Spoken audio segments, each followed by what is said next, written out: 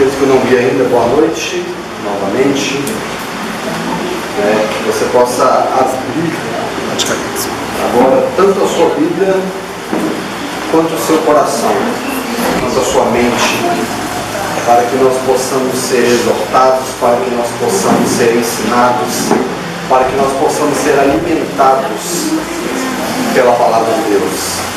Essa palavra que nos sustenta, essa palavra que nos exorta, que essa palavra seja o meu e o seu alimento para todo dia.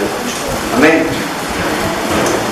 Irmãos, nós vamos dar sequência, quem está aqui nos acompanhando, nessa série de sermões acerca do livro de João, e hoje nós vamos iniciar o capítulo 8.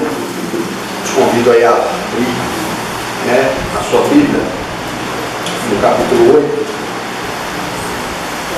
E eu queria orar mais uma vez, porque nós nunca estamos preparados para ouvir a palavra de Deus. A gente sempre vai estar com o coração endurecido, a gente sempre vai estar com o coração duro, fechado, por conta do nosso pecado.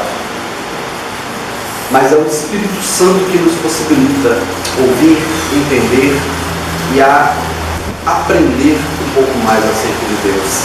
Se não é o Espírito Santo de Deus na nossa vida, nós não somos nada. Qualquer coisa que a gente possa ler de Gênesis até Apocalipse, o nosso coração não vai absorver, a nossa mente não vai entender. E por isso que nós devemos sempre clamar o Espírito de Deus na nossa vida para nos dar sabedoria, para nos dar entendimento, para que o nosso coração possa se alegrar ao ouvir essas exortações. Amém?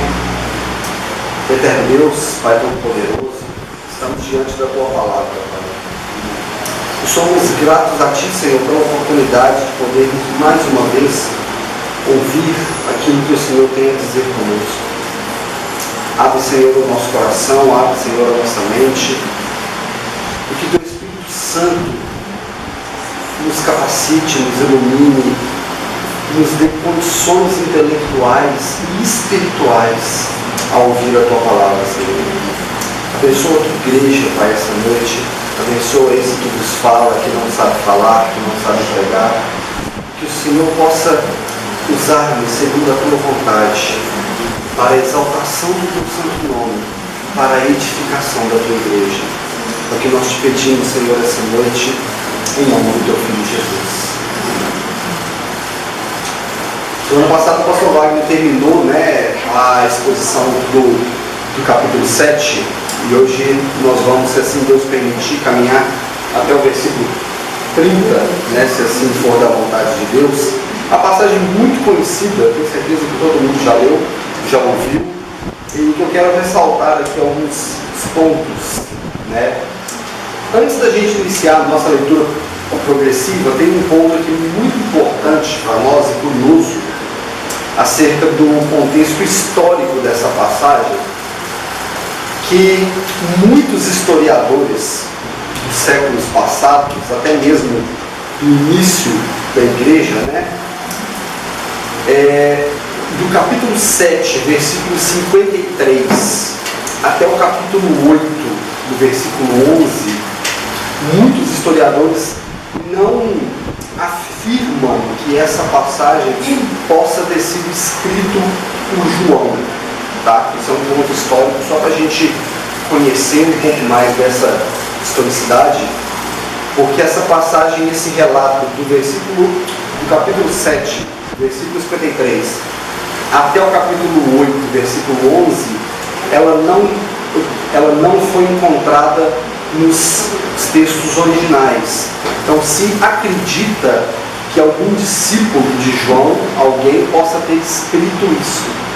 Mas no cânon bíblico, o que sustenta a autoridade das Escrituras, essa passagem tem todo o contexto de onde sim partiu de Jesus, de onde sim ela é inspirada pelo Espírito Santo, e por isso que ela faz parte desse livro, esse trecho dessa carta faz parte do livro de João. É por isso que ela faz, porque se chegou ao consenso que que ela tem um valor espiritual, sim, que ela tem um valor histórico, sim, mas que não tem relatos dela nos textos originais, como todo o resto da Escritura.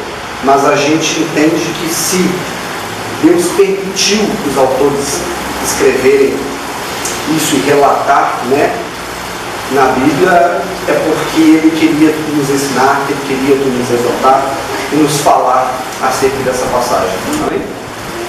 Então, a partir do versículo 1, a gente não pode esquecer o contexto, né? A gente sempre reforça isso, do capítulo 5, do capítulo 6 e do capítulo 7, que a gente vê Jesus sendo questionado pelos judeus, pelos fariseus ali, acerca de quando Jesus se revela ser o Filho de Deus, ser o pão da vida, ser o Messias que era prometido, e os judeus o questionam sobre essa autoridade, de onde vinha essa autoridade.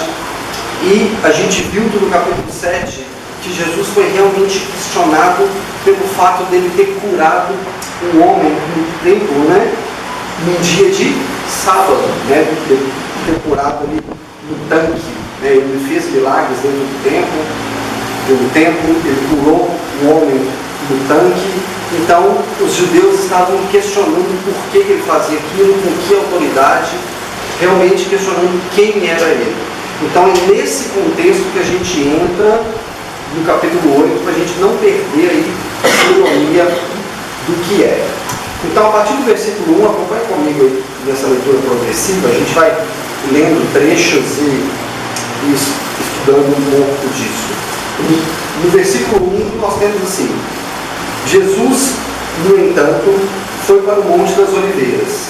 De madrugada, voltou novamente para o templo, e todo o povo se reuniu em volta dele. E Jesus, assentado, ensinava. Então os escribas e fariseus trouxeram à presença dele uma mulher surpreendida em adultério. E fazendo-a ficar de pé no meio de todos, disseram a Jesus: Mestre, essa mulher foi surpreendida em adultério. Na lei, Moisés nos ordenou que tais mulheres sejam apedrejadas. E o Senhor, o que tem a dizer? Eles diziam isso tentando-o, para terem de que acusá-lo. Mas Jesus, inclinando-se, escrevia na terra com o dedo. Até aqui, por enquanto. Então a gente vê aqui que a gente tem relato no capítulo 7 que Jesus estava no templo, né? Foi questionado no fim da festa do tabernáculo, e a gente tem um relato aqui que Jesus saiu e foi para o Monte das Oliveiras, e que de madrugada ele voltou ao templo, né, para orar, né, e ele se retirava muito. Um ponto geográfico interessante aqui é que o templo ficava não muito perto do Monte das Oliveiras. Se você tem o hábito de olhar os mapas bíblicos que tem, né, atrás das Bíblias de estudo, algumas Bíblias têm esse mapa, a gente pode ver uma distância bem grande. Então não era uma caminhada tão simples de ir ali na esquina e voltar. Então algumas horas, talvez dias se passaram nesse trajeto. E quando Jesus volta ao templo, que ele estava ensinando ali para aquele povo, os escribas e os fariseus trouxeram até ele uma mulher que tinha sido pega em adultério. É uma passagem muito conhecida essa, né? A intenção dos escribas e dos judeus ali eram duas. Eles tinham duas intenções. Uma delas, claramente, julgar a mulher, que estava em pecado de acordo com a lei. Mas a intenção mais forte dos judeus aqui era tentar Jesus a fazer uma coisa que contradissesse tudo aquilo que ele havia ensinado. A gente vê isso no decorrer do texto, que essa era a intenção deles. Tentar Jesus a forçá-lo a uma situação da qual ele fosse cair em contradição. Então, ou seja, eles trouxeram a mulher e falaram com Jesus ali, né? A mulher foi pega em adultério, e segundo a lei, essa mulher tem que ser apedrejada. A lei permitia isso. Era a lei de Moisés, né? Não de Moisés, né? A lei de Deus dada a Moisés.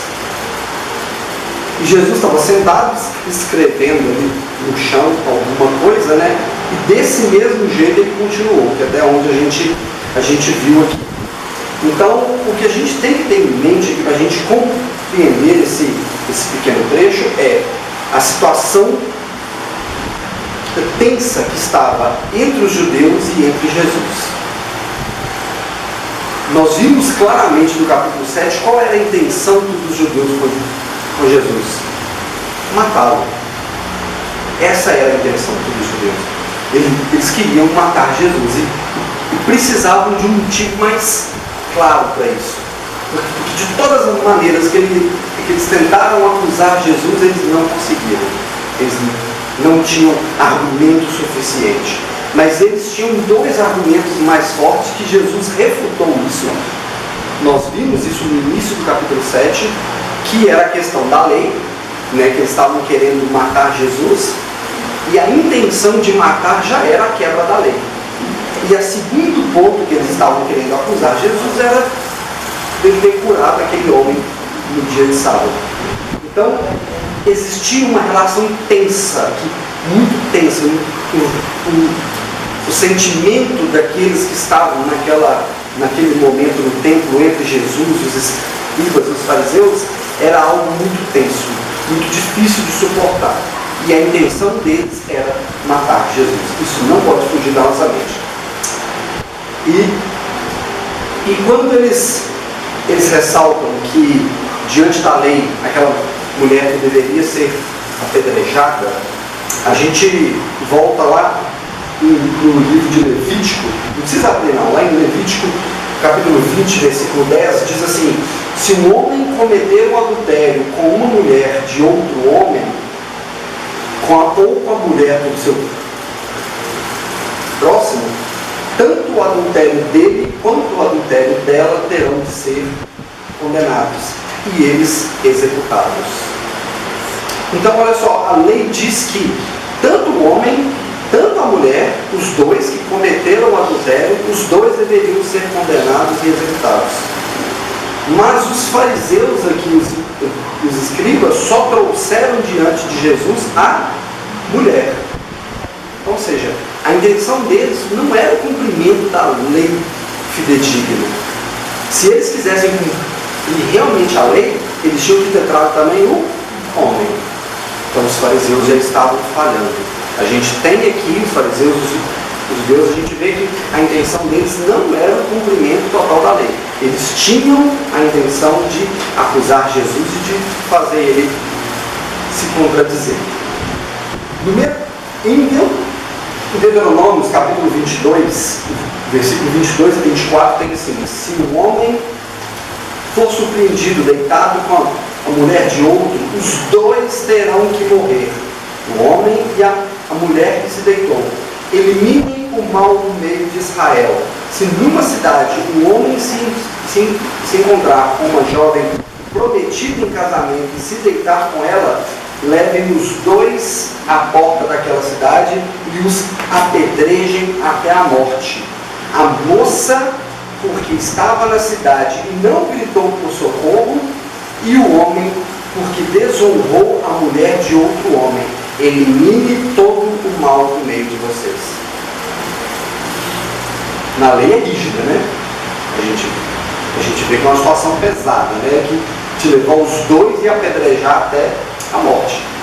Os judeus tinham isso na consciência, eles sabiam do rigor da lei, mas eles já estavam falhando por não ter trago o homem também à frente de Jesus. Então isso é o que a gente tem que ver aqui, que a intenção dos fariseus não era somente cumprir a lei, mas eles tinham a intenção de constranger Jesus, de fazer ele entrar em contradição sobre a lei também. E a gente continua na leitura do texto, e no versículo 7, ele diz assim: como eles insistiram na pergunta, Jesus se levantou e lhes disse: quem de vocês estiver sem pecado, seja o primeiro a atirar a pedra nela. Inclinando-se novamente, continuou a escrever no chão. Esse é um trecho muito conhecido, né? A gente talvez já viu isso até em para-choque de caminhão, né? Aquele que não tem pecado, que atire a primeira pedra. Essa é a arte dessa semana aí, da chamada que nós fizemos. Então, o que Jesus mostrou para eles ali agora? Jesus não estava isentando ela da culpa diante da lei. Mas Jesus mostrou para eles aqui o que passava na cabeça deles, o que passava no pensamento deles, e muito maior o que passava no coração deles. Jesus falou assim: aquele que não tiver pecado igual a ela, né, que não estiver em pecado, que atire a primeira pedra. Jesus tirou um peso de cima dela e colocou em cima dos judeus. E nós caímos nesse mesmo erro dos judeus quando nós olhamos para a nossa comunidade, quando nós olhamos para o mundo, quando nós olhamos até mesmo para dentro da igreja e vemos o pecado do nosso irmão e achamos que o pecado dele é maior que o nosso. Nós temos muita facilidade com isso. A gente julgar o pecado do outro e achar que o pecado dele é muito maior do que o nosso. Que nós somos mais santos do que eles, né? Porque o pecado dele é maior do que o nosso. E se nós olharmos para essa passagem, como Jesus olhou, Jesus tinha autoridade para falar isso. Jesus tinha poder para falar isso. Porque Jesus ele era santo de verdade. Ele podia olhar para o pecado dela, tanto quanto para o pecado dos judeus, e passar uma régua por cima dos dois. Agora, qual o nosso nível de santidade que nós podemos olhar para o nosso irmão e julgar se o pecado dele é maior que o nosso? Quem de nós tem essa autoridade, ou esse poder, ou essa santidade de olhar para o outro e falar: nossa, o fulano realmente é muito pecador, é muito mais pecador que eu. O nosso nível de santidade deve ser medido com Jesus e não pelo próximo. Nós devemos almejar o nível de santidade de Cristo e não do nosso próximo, do pastor, do líder, do músico, seja quem for. O pastor Wagner introduziu aqui, falando: todos nós somos pecadores, todos nós somos merecedores do inferno. Todos nós carecemos da misericórdia de Deus. Aquela mulher era pecadora, tão quanto aqueles judeus, aqueles legalistas que se baseavam na lei, mas eles não cumpriam um só ponto da lei. Jesus deixou claro que se você falhar em um ponto da lei, você falhou em toda a lei. Nós precisamos de um Salvador. Porque nós somos podres em nosso pecado. Como o pastor Wagner falou, o nosso templo está completamente sujo. Quem pode nos limpar é somente Cristo. Então, ou seja, voltando ao texto, a intenção deles, dos judeus ali olhando para aquela situação, era falar com Jesus assim: como você olha para ela, ela quebrou a lei, e você não vai condená-la para ser apedrejada.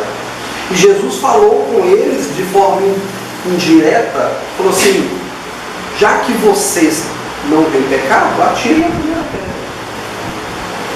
E nós vemos no versículo 9, né, o constrangimento dessa resposta de Jesus.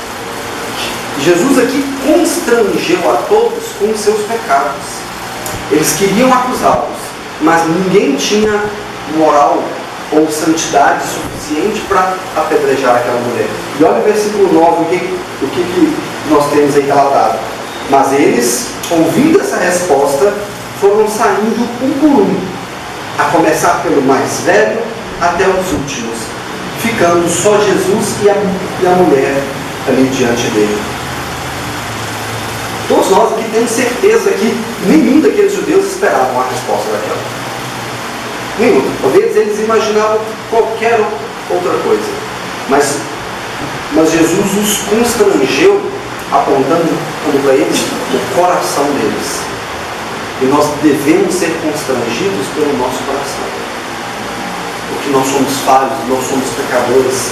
Nós não temos santidade, autoridade ou moral alguma para julgar o pecado do outro maior que o nosso. Se nós fizermos isso, nós acabamos de pecar muito maior que ele, independente do que seja o pecado da outra pessoa. Que isso sirva para a nossa vida. Amém? A partir do versículo 10, vamos dar sequência na leitura.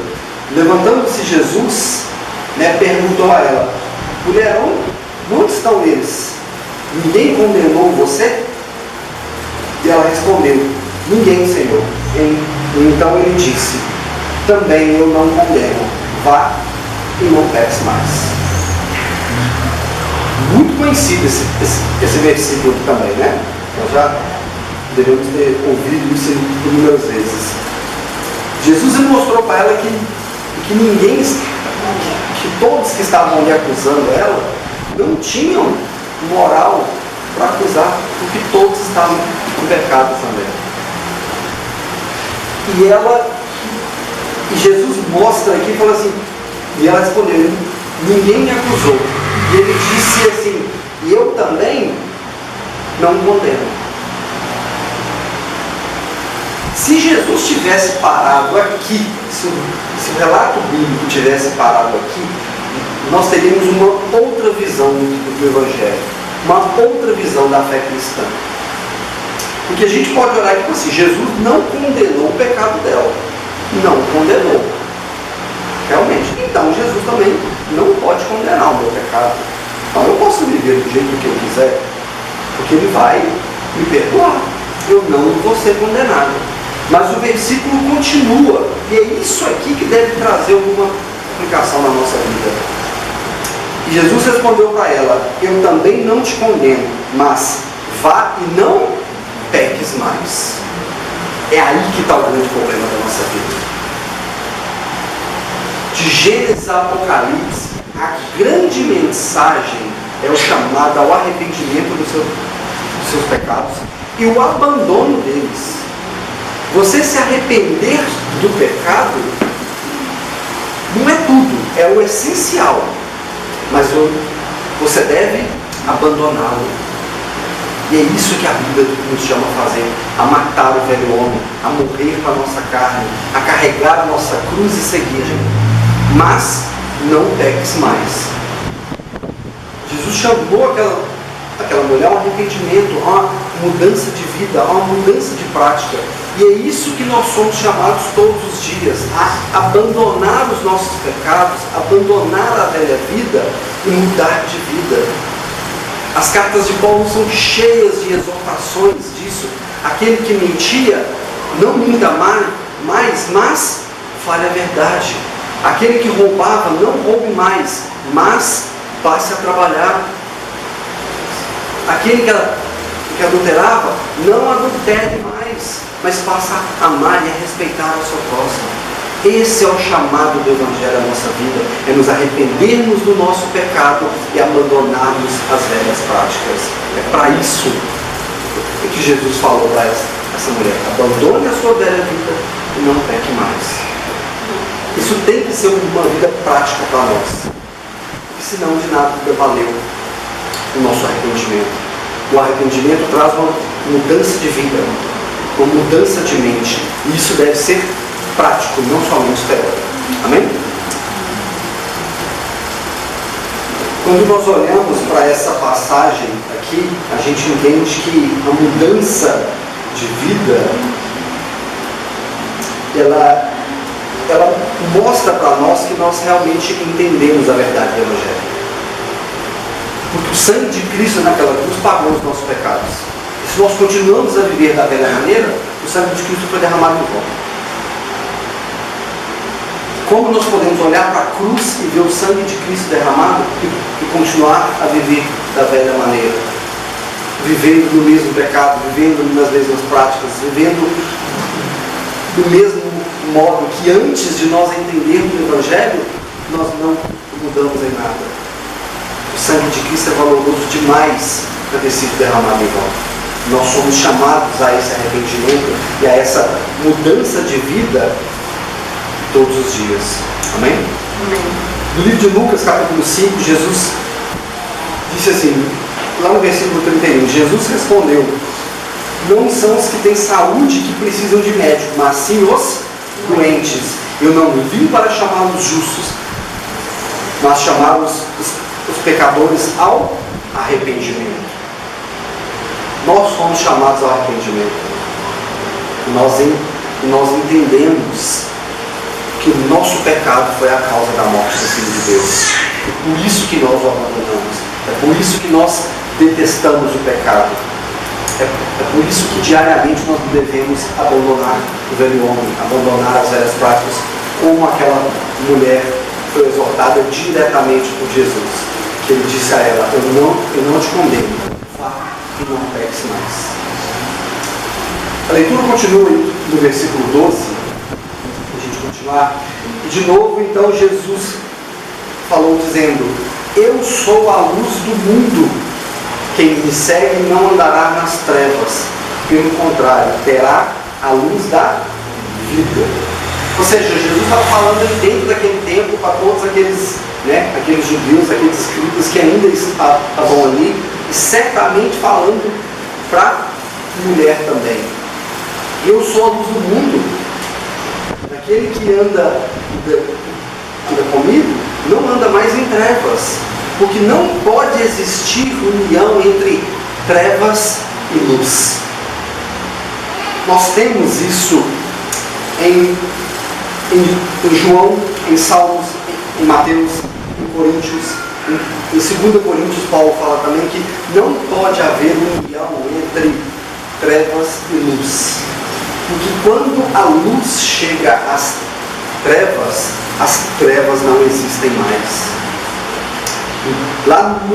Nós vimos lá no capítulo 1 de João, que disse assim: a vida estava nele e a vida era a luz dos homens. A luz resplandece nas trevas e as trevas não prevalecem contra ela.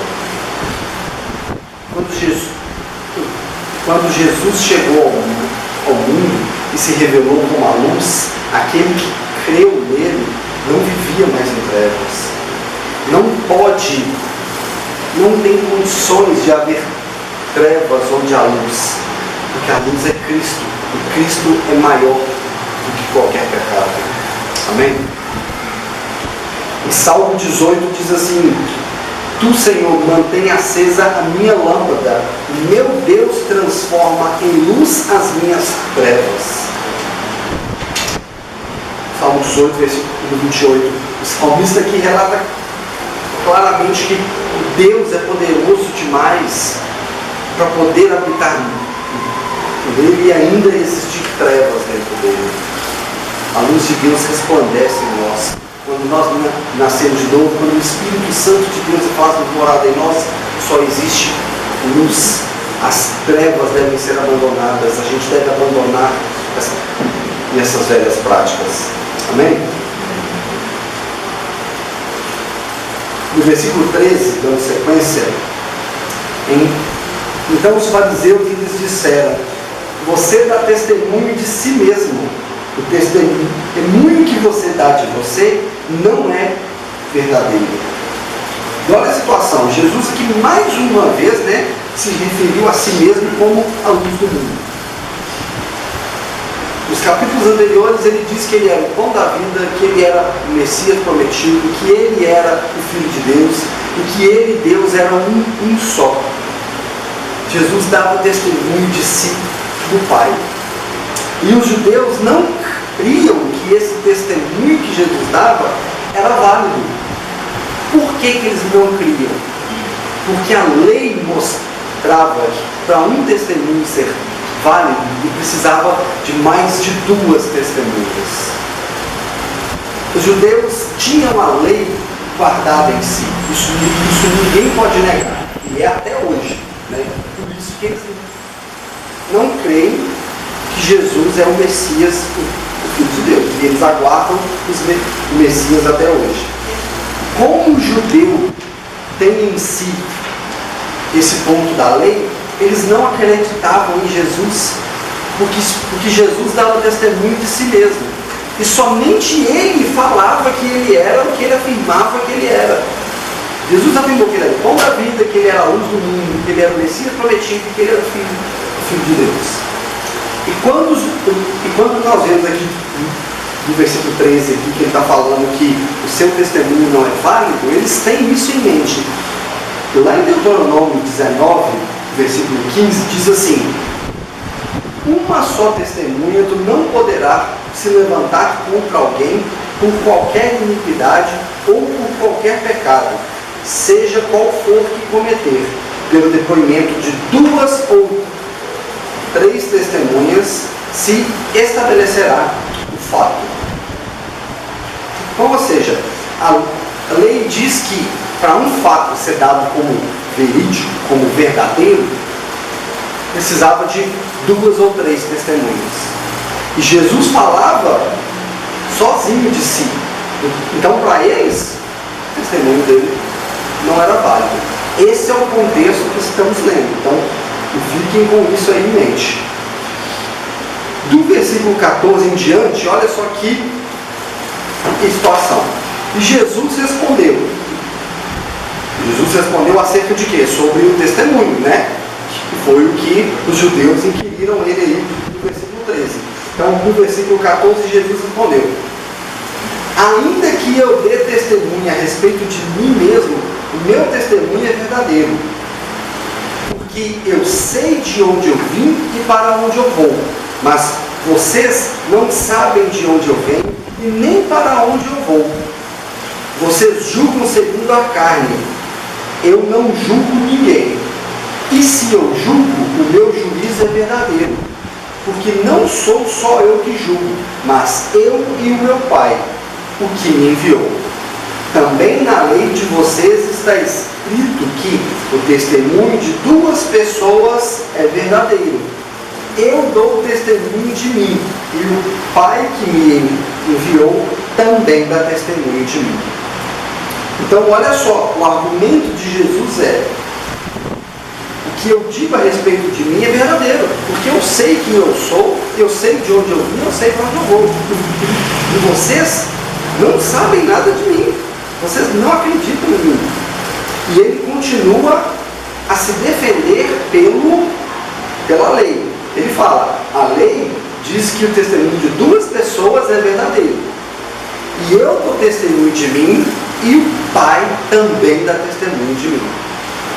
Então, ou seja, nós temos passagens aqui que testificam que Deus dá testemunho do seu Filho. E eu queria que 2 pessoas abrissem aí para mim, uma em Mateus 3, do versículo 13 ao 17, e uma outra pessoa em Lucas, capítulo 9, versículo 28 a 35. 2 pessoas aí para ler em voz alta, com um tom bonito, alto, claro. Mateus 3, de 13 a 17. Por esse tempo, dirigiu-se Jesus da Galiléia para o Jordão, a fim de que João o batizasse. Ele, porém, o dissuadia, dizendo: eu é que preciso ser batizado por ti, e tu vens a mim? Mas Jesus lhe respondeu: deixa por enquanto, porque assim nos convém cumprir toda a justiça. Então ele o admitiu. Batizado Jesus, saiu logo da água, e eis que se lhe abriram os céus, e viu o Espírito de Deus descendo como pomba, vindo sobre ele. E eis uma voz do céu que dizia: este é o meu Filho amado, a quem me compraste. Amém? Amém? Amém. Olha só, o primeiro testemunho que temos aí de Deus falando acerca de Jesus, claramente, foi no batismo de Jesus, aonde, né, Jesus foi batizado, como nós acabamos de ouvir, e veio uma voz do céu e disse: este é o meu Filho amado. É uma passagem que já mostra o testemunho de Deus acerca de Jesus. E a outra passagem aí, Lucas 9, do 28 a 35. Ok?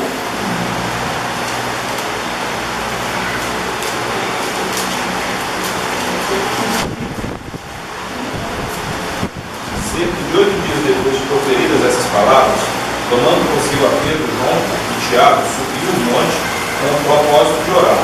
E aconteceu que, enquanto ele orava, a aparência do seu rosto se transfigurou e suas vestes resplandeceram de brancura. Eis que 2 varões falavam com ele, Moisés e Elias, os quais apareceram em glória e falavam da sua partida, e ele estava para cumprir em Jerusalém. Pedro e seu companheiro achavam-se premiados de sono, mas, conservando-se acordados, viram a sua glória e os 2 varões que com ele estavam. Ao se retirarem esses de Jesus, disse-lhe Pedro: Mestre, bom é estarmos aqui. Então façamos 3 tendas. Uma será sua, outra de Moisés, outra de Elias. Não sabendo, porém, o que dizia. Enquanto assim falava, veio uma nuvem e o envolveu, e encheram-se de medo ao entrarem na nuvem. E dela veio uma voz dizendo: este é o meu filho amado, o meu eleito, a ele ouvi. Amém? Então, olha só, então nós temos aí o segundo relato, a passagem muito conhecida também, que é a transfiguração, né? No monte, a gente tem essa passagem onde veio uma nuvem, saiu uma voz, né, uma voz de Deus, e que deu o testemunho de Cristo, falando: esse é o meu filho eleito. Ou seja, Jesus aqui já derrubou o argumento dos judeus de que só tinha testemunho dele. Jesus acabou de mostrar para nós que o próprio Deus, o Deus de Israel que eles criam, já tinha dado testemunho acerca dele. Ou seja, já derrubou esse argumento deles de uma falácia de que o testemunho dele em si só não era válido e verdadeiro. E na sequência do versículo 19, a gente tem assim, né, vamos voltar lá em João, tá? A gente tem: então eles lhe perguntaram: onde está seu pai? E Jesus respondeu: vocês não conhecem a mim e não conhecem o meu pai. Se conhecessem a mim, também conheceriam o meu pai. Jesus proferiu essas palavras perto de uma caixa de ofertas, quando ensinava no templo, e ninguém o prendeu, porque ainda não havia chegado a sua hora. Então olha só, Jesus explica, e parece que eles não entendem nada. E Jesus acabou de argumentar sobre o seu testemunho, que o Pai dava testemunho dele, que ele vinha do Pai, que ele era o Filho de Deus, que ele era a luz do mundo, o pão da vida, e eles vão e perguntam: então onde está o seu Pai? Os judeus não conseguiam assimilar que o Deus de Israel, o Deus de Abraão, de Isaac, de Jacó, daquela promessa, era o Pai de Jesus. Para eles, Jesus era simplesmente o filho de Maria, o Galileu, filho de um carpinteiro. Eles não conseguiam assimilar. Eu falei isso aqui, né, no capítulo 7, a incredulidade dos judeus que cegavam, que tornavam eles cada vez mais cegos. E eles olhavam para Jesus e não enxergavam o Filho de Deus. Como é hoje ainda, né? Infelizmente. No capítulo 5, nós lemos, lá no versículo 37, diz assim: o Pai que me enviou, esse mesmo é o que tem dado testemunho de mim. Vocês nunca ouviram a voz dele, nem viram a sua forma. Também não tem a palavra dele permanente em vocês, porque não creem naquele que me enviou. Jesus olhava para aqueles judeus e reconhecia o coração deles somente com uma incredulidade pura. Não tinha como eles reconhecerem que ele era o Messias prometido por causa da incredulidade. A dureza de coração, eles não criam que Jesus era o Filho de Deus. E esse é o contexto todo daquele capítulo. No versículo 21, a gente dá sequência na leitura, a gente tem assim: outra vez Jesus falou dizendo: eu vou embora, e vocês vão me procurar, mas perecerão no seu pecado. Para onde eu vou, vocês não podem ir. Então os judeus diziam: será que ele tem a intenção de se suicidar? Porque diz: para onde eu vou, vocês não podem ir. Jesus lhe disse novamente: vocês são daqui de baixo, e eu sou lá de cima. Vocês são deste mundo, e deste mundo eu não sou. Por isso eu lhes disse que vocês morrerão em seus pecados. Porque se não crerem que eu sou, vocês morrerão em seus pecados. Olha a intensidade desse conjunto de versículos aqui que nós lemos. Eu não sei se a Bíblia de vocês está dessa maneira, né? Acredito que tem várias versões, mas quando Jesus disse aqui, o pastor Wagner trouxe isso semana passada, a mesma situação que Jesus disse: eu vou embora e vocês vão me procurar, mas vocês não vão para onde eu vou.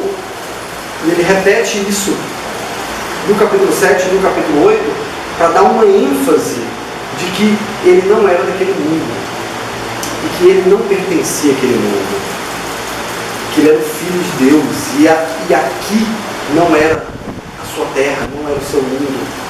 Ele ia voltar para onde ele ia ser glorificado. Ele estava falando aqui, ele estava se referindo aqui à sua crucificação, que a gente vai ver aqui no decorrer do livro.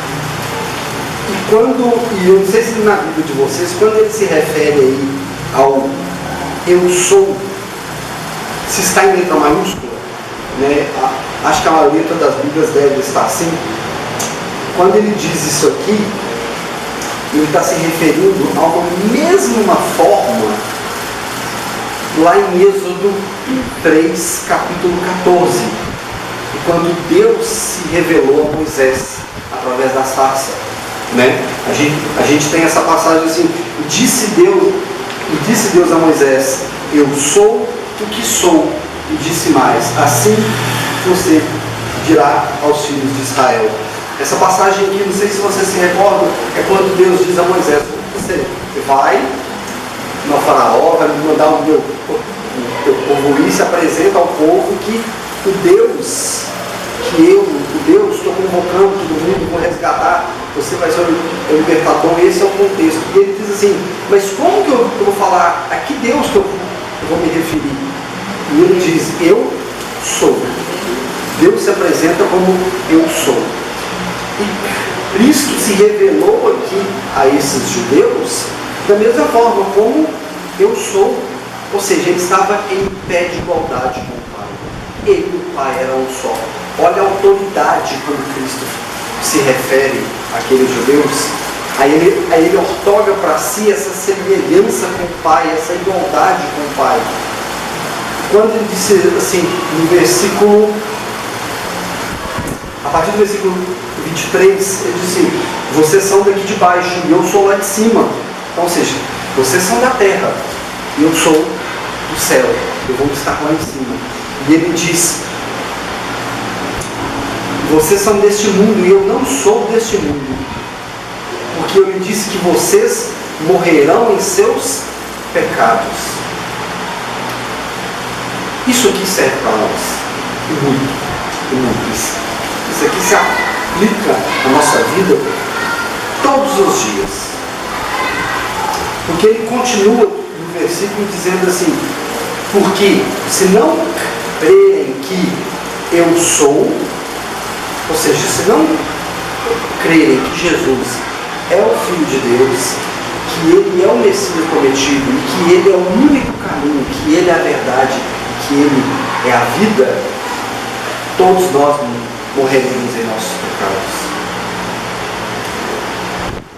Jesus falou isso abertamente aos judeus ali de forma direta: se vocês não crerem que eu sou o Filho de Deus, que eu sou quem eu sou, o pão da vida, a luz do mundo, que eu sou o único caminho, da qual nós vamos ver ali, aquela passagem que Jesus disse: eu sou o caminho, a verdade e a vida, que ninguém vai ao Pai senão por mim. Se vocês não creem dessa maneira, vocês morrerão em seus pecados.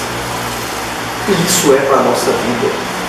Se nós não crermos em Jesus como o Filho de Deus, como o único caminho, como a verdade única de toda a eternidade, nós morreremos em nossos pecados. O inferno é o destino de todos aqueles que não creem em Jesus. É pesado isso, falar disso? É bíblico e é verdade. Se a gente olhar em todos os livros, Jesus falou mais de inferno e condenação do que de céu. Ele deixou isso muito claro. Quem não crê que Ele é o Filho de Deus será condenado. Será condenado. E sabe qual que é o problema do inferno? Que é Deus quem condena as pessoas. É Deus quem está lá condenando. O poder de Deus, a ira de Deus está sobre esses. O mesmo Deus que é amor, que salva, que é um Deus gracioso, que nos renova a cada dia, que nos dá força, que nos dá o sustento, é um Deus justo, um Deus de ira e um Deus que condena. Um Deus que condena aquele que não crê que Jesus é o Filho de Deus, que Ele é o Messias, o Salvador. E aqui ele está falando abertamente sobre os judeus, e isso é uma verdade para a nossa vida. Se nós não crermos que Jesus é o único Filho de Deus, o Messias Salvador, nós morreremos em nossos pecados e nós seremos condenados. É por isso que Jesus disse para a mulher adulta: eu não te condeno, mas vá e não peques mais. Arrependa-se do seu pecado e abandone essa vida. Porque se você continuar, você vai ser condenada e eu vou te julgar. Pesado, né? Mas é uma verdade para a nossa vida, tá? E caminhando já no final, agora no final mesmo, tá? É de verdade. No versículo 25, a gente tem assim: então me perguntaram, quem é você? Parece até brincadeira, né? Os judeus aqui perguntar mais uma vez para Jesus, né? Então quem é você? E Jesus respondeu: o que tenho eu dito a vocês desde o princípio? Muitas coisas tenho para falar e julgar a respeito de vocês.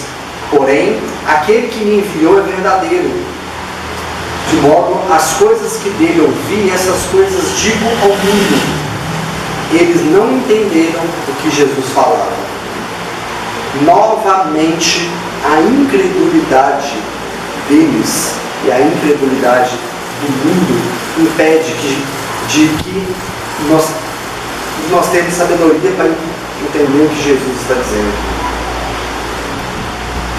E que os judeus mais uma vez perguntam assim: você falou isso tudo que condena, que eu sou o que sou, que nós morreremos nesse dos nossos pecados, mas quem é você para falar essas coisas?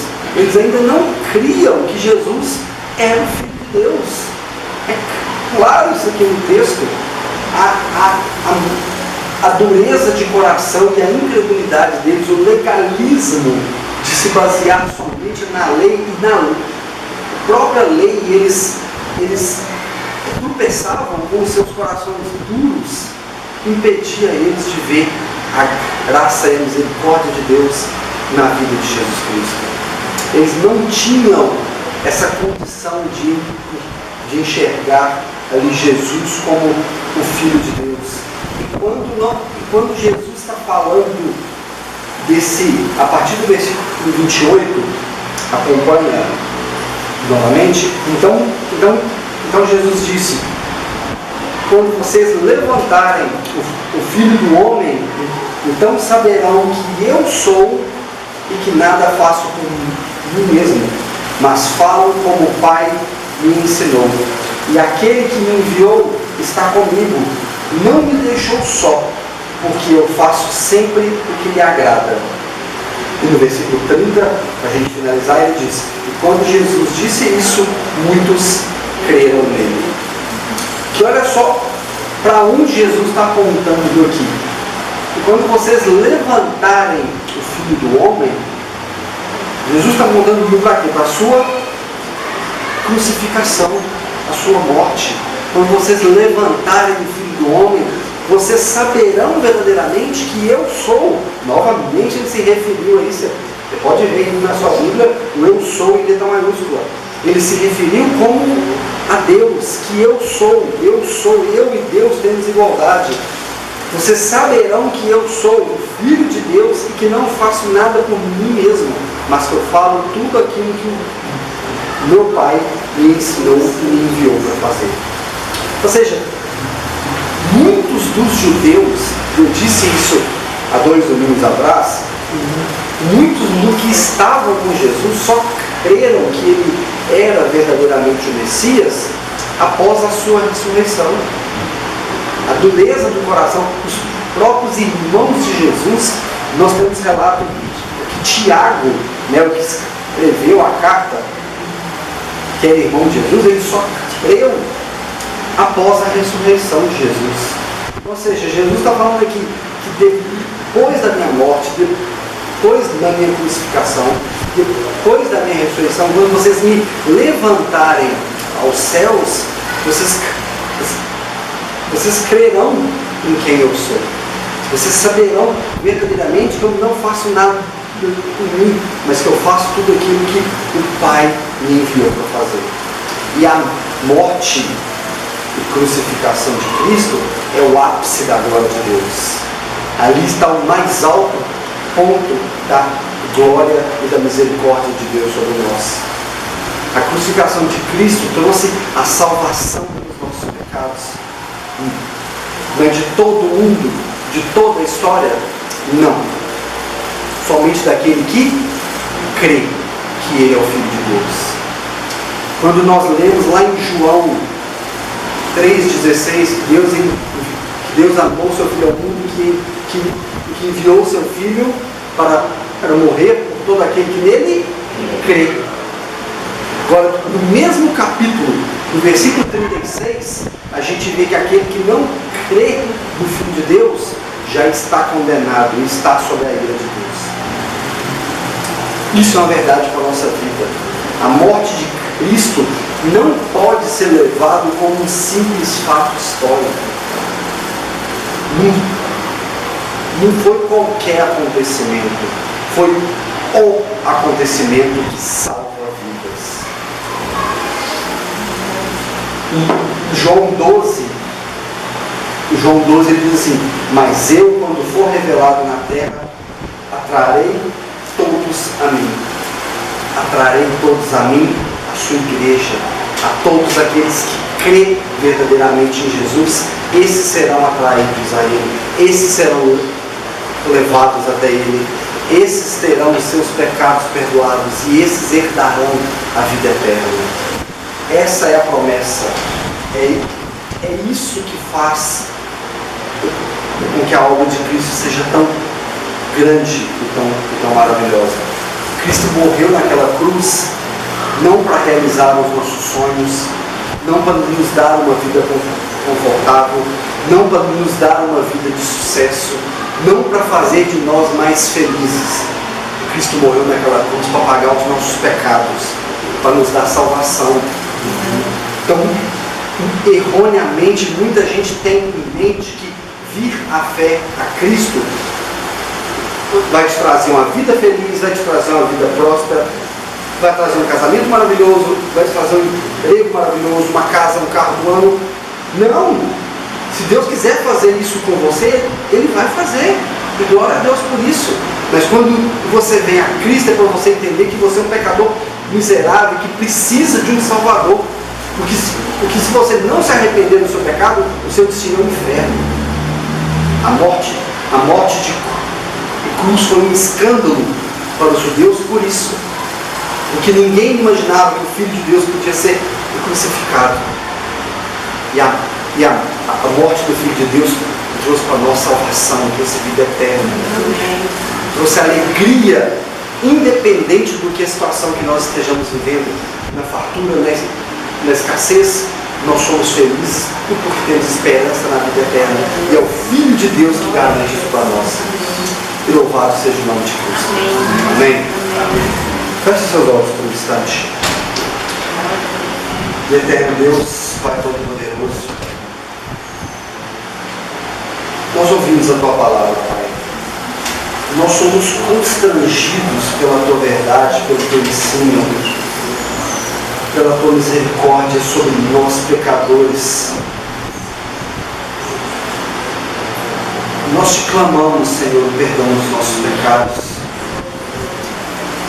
porque nós precisamos, Senhor, do Teu perdão, nós precisamos da Tua graça, nós precisamos da Tua misericórdia todos os dias, porque nós falhamos, nós somos negligentes, nós esquecemos da verdade do Evangelho todos os dias.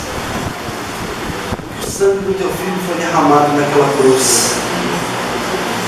O justo morreu pelos injustos. O santo dos santos pagou por nós, imundos e pecadores. Nós não merecemos, Senhor, a Tua graça, nós não merecemos a Tua misericórdia. Os nossos pecados foram a causa da morte do Teu Filho. Mas nós te exaltamos, Senhor, nós te louvamos e nós te rendemos graça, porque nós entendemos que o Teu amor e a Tua misericórdia nos alcançou. E mesmo nós não merecendo, o Teu Filho morreu naquela cruz. O sangue dele foi derramado a todo aquele que crê. E nós cremos na Tua verdade, nós cremos na Tua palavra. Nós cremos, Senhor, porque o Senhor mudou o nosso coração, porque o Senhor nos deu um coração de carne que sabe amar, e tirou de nós esse coração de pedra, essa incredulidade que reinava sobre as nossas vidas. Obrigado, Senhor, pela Tua misericórdia, Senhor. Obrigado pela Tua graça que se derrama todos os dias, todas as manhãs sobre as nossas vidas. Obrigado, Senhor, pelo que nós temos de mais precioso na nossa vida, que é o Teu Filho Jesus, que é o Teu Espírito Santo dentro de nós, nos convencendo diariamente que somos totalmente dependentes de Ti. Aviva, Senhor, em nós o desejo pela Tua palavra, a conhecermos mais e mais da Tua obra, da Tua grandeza, da maravilhosa graça que nos alcançou, de quão pecadores nós somos. Aviva, Senhor, em nós diariamente o desejo de nos aproximarmos de Ti e nos convence dia após dia que a Tua graça nos basta. Convence-nos, Senhor, que Cristo é suficiente para a nossa vida e que Ele é o caminho, a verdade e a vida para nós e que nós precisamos somente de Cristo para alcançar a nossa salvação. Obrigado, Senhor, pela obra da cruz. Obrigado, Senhor, pela Tua verdade acerca do Evangelho revelado ao nosso coração. Obrigado, Senhor, pela oportunidade de estarmos reunidos essa noite como a igreja do Teu Filho. E obrigado, Senhor, pelo perdão dos nossos pecados. Porque nós temos a certeza que somos perdoados não porque merecemos, mas que o sangue do Teu Filho foi derramado naquele madeiro. E Ele pagou, Ele comprou uma vez por todas o nosso perdão. Por isso podemos ter acesso a Ti e temos esperança da vida eterna. Louvado, honrado e glorificado e exaltado seja o nome do Teu Filho, Senhor. Ouve as nossas orações, Senhor, em nome do Teu Filho Jesus.